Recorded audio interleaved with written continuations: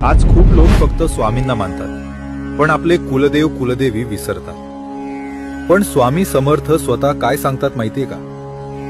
कुलदेव कुलदेवी हे सर्वात प्रथम। कुलदेव म्हणजे तुमच्या वंशाची, रक्तरेषेची आणि पूर्वजांच्या कर्मांची रक्षण करता शक्ती, जन्मापासून तुमच्या सोबत असलेली देवता।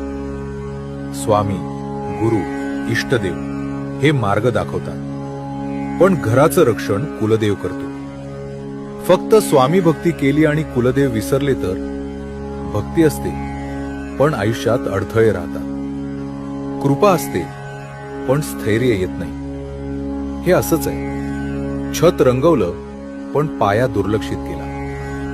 म्हणून स्वामी सांगतात, आधी कुलदेव कुलदेवी, मग स्वामी आणि गुरु। हे विरोधी नाही, हे पूरक आहे। आजच मनात एवढंच म्हणा, माझ्या कुलदेव कुलदेवींना वंदन स्वामी, तुमची कृपा कायम ठेवा। इतकंच पुरेसं आहे। श्री